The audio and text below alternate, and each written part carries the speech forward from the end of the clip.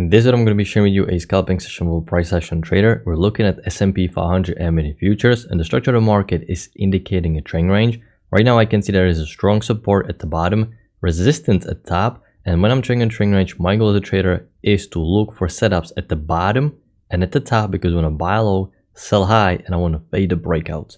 Right now, I can see, especially when I look at higher time frames, that there was quite a strong bullish leg up. So I'm not picking top just yet. In order for me to consider selling, I would like to see push below EMA first, because right now I can see small support forming, EMA keeps rejecting. So this is kind of area of development. Looks a little bit too bullish for me to sell, and at the same time I don't really want to go long at the top of the trend range. So I'm just going to be waiting until market develops.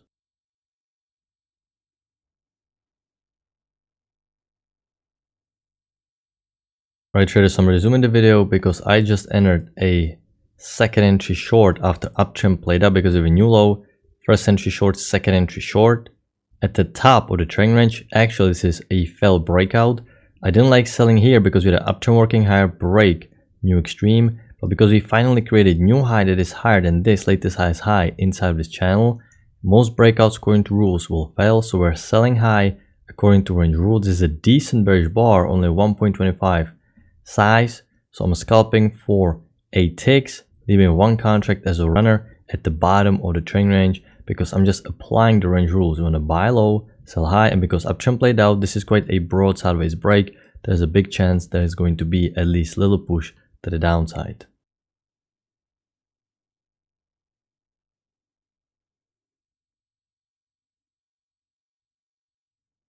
We are bouncing off the order, but we need to tick through. We didn't fully scalp out just yet. And we finally tick through. So I'm gonna put the stop loss to break even, because anything I make right now on the trade is going to be just a bonus. Although it could be significant because we could go all the way down here, but I don't know this. The main portion is the scalp. So hopefully it makes sense. You can see first leg break, second leg, two-legged pullback, selling high, letting the uptrend play out first, following the trend line rule, and only after uptrend played out, and it's quite a sideways broad break, I'm allowed to be selling, fading the breakout, which means trading the breakout against its direction. Most breakouts out of trend ranges will fail, so I'm not buying even though the momentum looks good. Our runner just got hit. Okay, looks like we barely got out, but this is why we go mainly for a scalp. That's okay. Now, I'm still playing the trend range. I'm not looking to go long just yet, but because this kilo is holding again more bullish, I would need this time a failed second entry long below EMA reversal pattern to trust they're gonna go lower, because it is holding more and more bullish. You can see another rejection right here, which is not what I want to see. So right now I'm gonna be patient. I'm gonna sell only if we get a break below EMA and a failed second entry long. But I'm still playing the trend range. This was a long and healthy trend range, so I'm not really looking to go long just yet.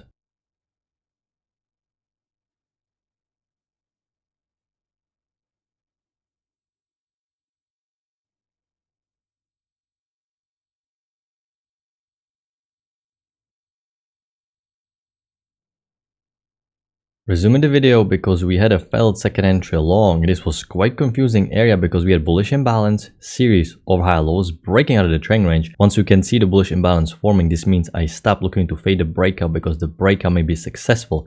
We start with healthy trend range, breakout failed, bullish imbalance developed, but this was quite bullish, so it was tempting to look for a wider channel. But since I'm trading a trend range, I don't really like looking for channels that are too broad. If I'm going to measure the measured move of the trend range, you can see something around this. I can also make it a little bit lower. I'm going to copy it and put it at the top. I can notice that we reach the measured move of the trend range. So we're not only looking for measured legs, we can also look for two-tier trend range to give us an idea what may happen. So this is quite common. I wish I was a little bit more ready to focus on the reversal down, because we had a failed second entry long reversal pattern.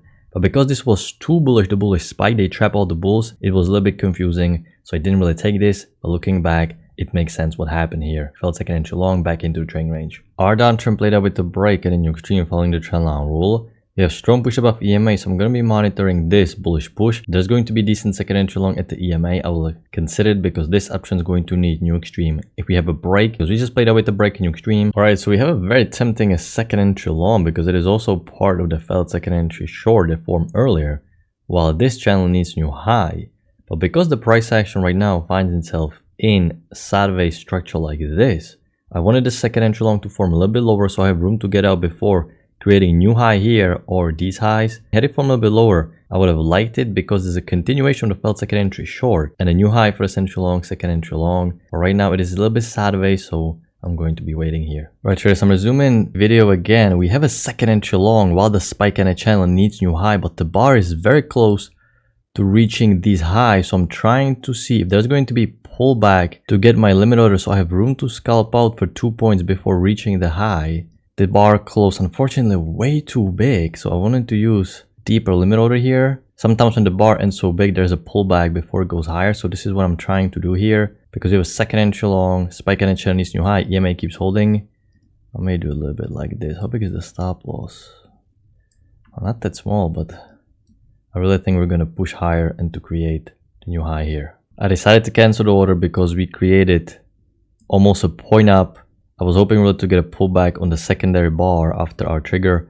So right now we're getting very close to double top, so I don't have any more leeway, so I'm canceling the limit order here. It looks like had I kept my limit order at the initial place, it would have ended up working. I was also considering re-entering above this high low confirmation setup of the second entry long, but as you can see, there was no trigger above this bar high. We form micro double top, if a new high, first entry long below EMA. If there's going to be second entry long confirming the support, I would consider taking. So I'm looking for second entry long at the EMA right now. Alright, traders, I'm resuming the video as I'm going to take a high low confirmation setup of the second entry long. It's not forming that great. We had a bearish bar, so I'm using double bar entry, meaning I'm waiting for this bar to trigger and then see if we can get a pull back lower. I'm actually going to chase it a little bit higher. I don't want to get my stop loss too big though, but this is high low confirmation setup and we need to get new high.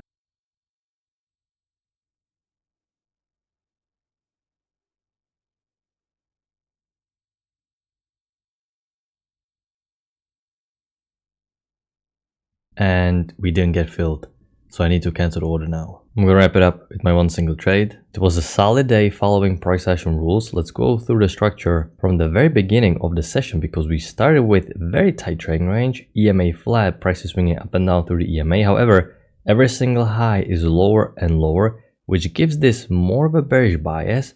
For this reason, I'm not really looking to go long at the bottom just yet, even though it works, because every single high is just lower and lower, so there is a slight bearish bias. We actually had a failed second entry short, but you got to be careful because we have overshoot and you can see the failed second entry short is lower than the high low, which means this bearish push down is much stronger. So you got to be careful here. However, once you get a nice confirmation of the support, you're buying low according to rules, create your one single bar second entry long, you now can safely consider buying. I don't see any decent good short opportunity for a while. Everything is so congested. However, I do still follow the trend line rule because it applies even inside of a trend range. You will increase your odds picking the bottom and the top if you follow the trend line rule. So there's an uptrend break new high. Most breakouts fell, at least temporarily. We can see the market evolve into bullish imbalance because every single low is higher than the previous one.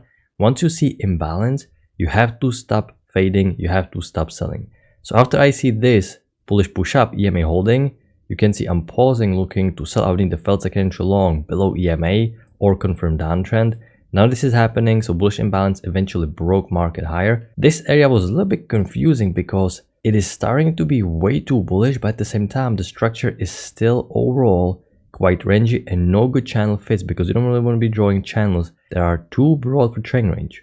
You can see you can measure the first range, predict the target, so this is measured 2-tier trend range, so you can see it makes sense why all the traders are taking profits here. Then you had the great failed second entry long reversal pattern. If you have a second entry short but it's far from the EMA, of course you cannot take it this far from the EMA. You have a break, so you expect some setup below EMA that never formed, market just created, push straight to new extreme, which means I'm pausing looking to sell once I see a break new extreme. Push above EMA actually is confirming the bullish reversal. EMA is holding. We have a couple second entry longs on the way up.